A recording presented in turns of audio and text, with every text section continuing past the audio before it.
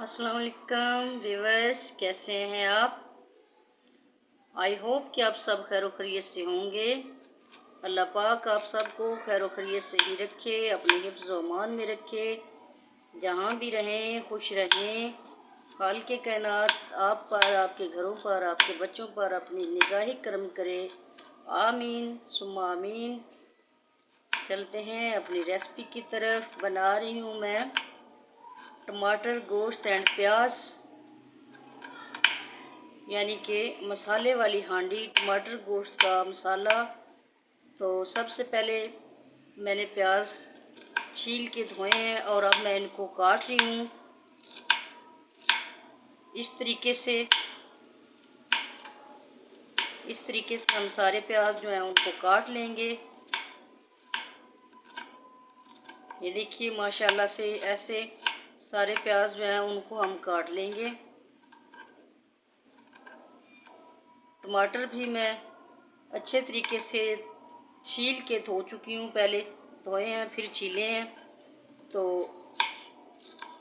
इस तरीके से हम सारे प्याज काट लेंगे। ये देखें, बिल्कुल आसान और इजी सी रेसिपी है और मज़ेदार सी रेसिपी है।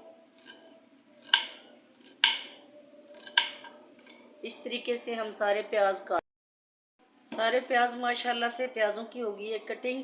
तो इनको हम एक बास्केट में डाल लेते हैं और इसके बाद हम कट करेंगे टमाटर।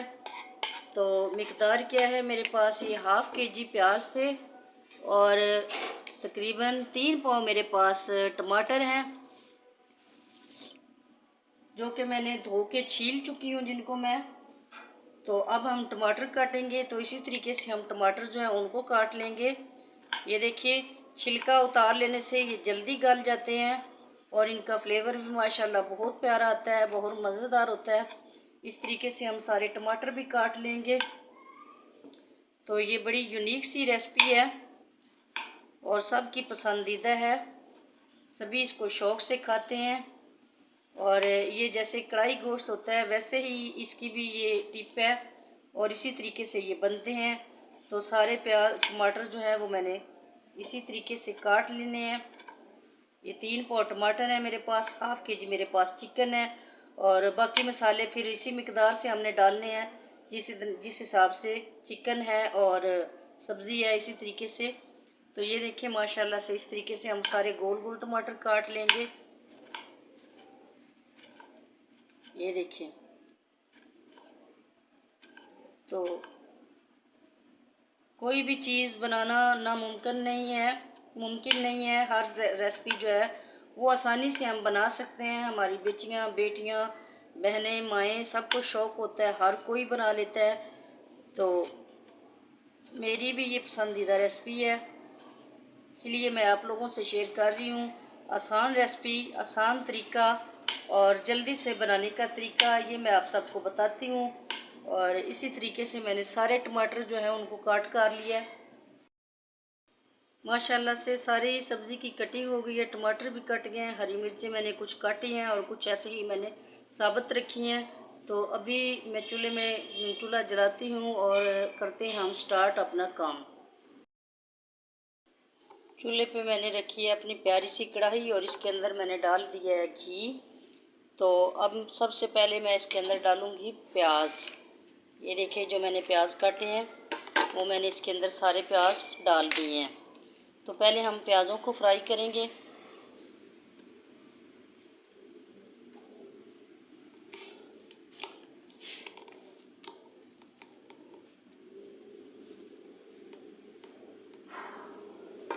इस तरीके से पहले हम करेंगे प्याज फ्राई, इसके बाद बाकी चीज़ें हम इसमें डालेंगे, पहले प्याज फ्राई करेंगे।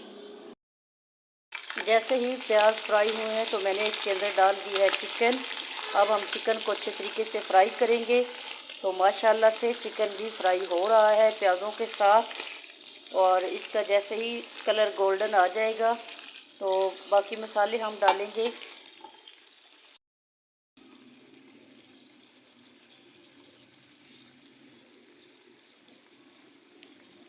गोश्त फ्राई हो चुका है तो इसके अंदर मैं डाल रही हूँ अदरक लहसुन का पेस्ट और हरी मिर्च। ताकि ये भी साथ फ्राई हो जाए।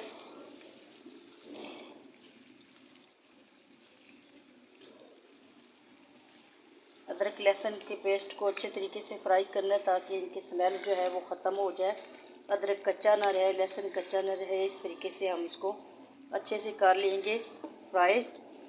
तो इसके बाद मैं इसके अंदर डालूँगी, चिकन भी मेरा फ्राई हो चुका है और मसाले भी फ्राई हो चुके हैं। तो अब मैं इसके अंदर डालूँगी टमाटर जो कि मैंने काट के रखे हुए हैं। ये देखिए माशाल्लाह से ये सारे टमाटर मैंने इसके अंदर डाल दिए। और ये टमाटर जो है आपको पता है कि इनके अंदर काफ़ी सारा पानी होता है, इसलिए इस हांडी में पानी डालने की ज़रूरत नहीं है।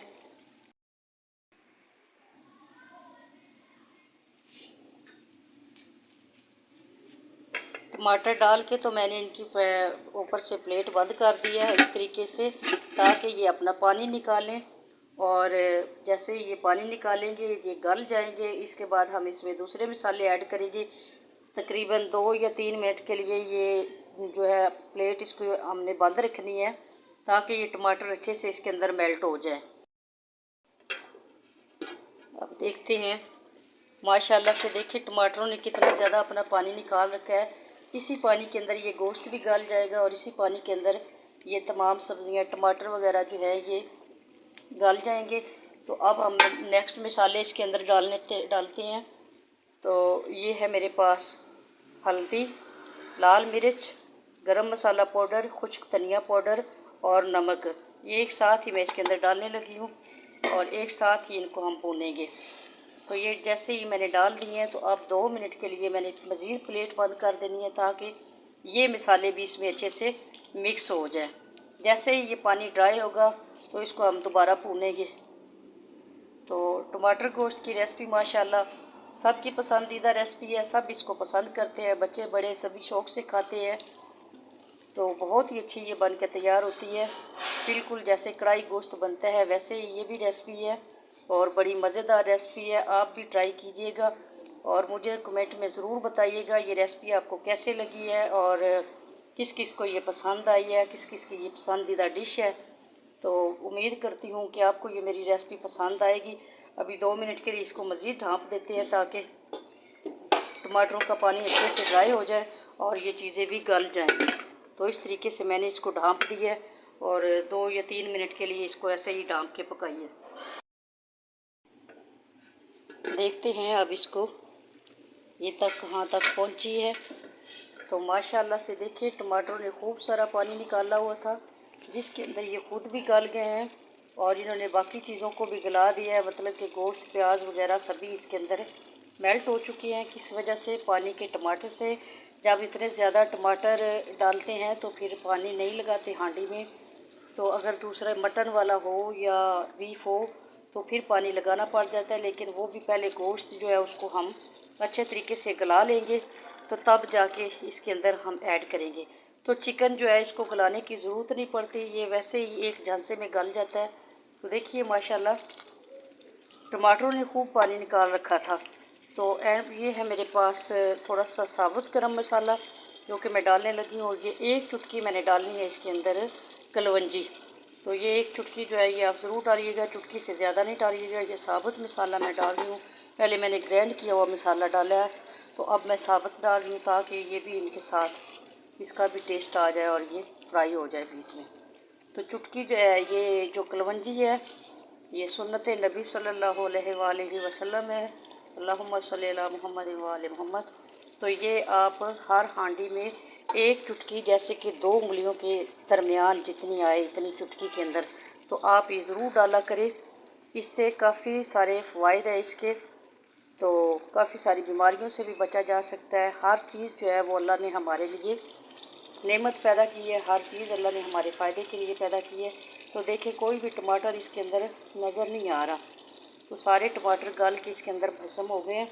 तो अब ये भूनने पे आ गई है तो मैं इसको भून के थोड़ी देर में आपको ये सालन निकाल के भी दिखाती हूँ। माशाल्लाह से ये बहुत अच्छी रेसिपी है और सबकी पसंदीदा है और आप भी बनाएं, बड़े शौक़ से बच्चे खाते हैं और उम्मीद करती हूँ आपको ये पसंद आएगी। माशाल्लाह से तमाम मसाला अच्छे से भुना जा चुका है, हांडी बन के हो गई है रेडी। कोई इसके अंदर बिल्कुल भी पानी नहीं है। और अभी लास्ट में मैं इसके अंदर डाल रही हूँ, ये है मेरे पास हरा धनिया और कटी हुई अदरक, तो ये मैं इसके अंदर ऐड कर रही हूँ। माशाल्लाह से ये देखें। तो उम्मीद करती हूँ आपको ये मेरी रेसिपी पसंद आएगी। गाइस, मेरी आपसे ये गुजारिश है कि प्लीज़ मेरे चैनल को लाइक शेयर करें और मुझे सपोर्ट करें और सब्सक्राइब किया करें और मुझे कमेंट ज़रूर किया करें। कमेंट में करने में आप बिल्कुल कंजूसी कर जाते हैं, कोई भी कमेंट जो है वो ज़्यादा नहीं होते। तो कमेंट पढ़ के तो इंसान खुश हो जाता है और ये होता है कि हौसला अफजाई होती है, आपकी राय का इजहार होता है, पता चलता है कि कहाँ से मैंने गलती की है और कहाँ से मैंने सही किया है। तो आपसे मेरी ये गुजारिश है कि आपकी सपोर्ट से ही ये सब काम होंगे। तो उम्मीद करती हूँ कि आप मेरी इस गुजारिश को एक्सेप्ट करेंगे। आपसे बार बार मेरी ये रिक्वेस्ट है कि आप प्लीज़ मुझे लाइक करें, शेयर करें, कमेंट करें, सब्सक्राइब करें, बेल आइकन को दबाना मत भूलें। ये आपकी तरफ से प्यार होता है और ये माशरा चल भी इसी तरीके से ही रहा है कि एक दूसरे की सपोर्ट से ही ये माशरा चलेगा। तो मैं अभी ये आपको बर्तन में भी निकाल के दिखाती हूँ, ये कितना अच्छा सा बन के तैयार हुआ है माशाल्लाह से, माशाल्लाह से। अभी ये मैं आपको बर्तन में निकाल के दिखाती हूँ। तो बहुत ही मज़ेदार सी ये रेसिपी, बहुत ही जो है इंजॉय वाली रेसिपी है ये। तो अभी मैं ये आपको बर्तन में भी निकाल के दिखा रही हूँ।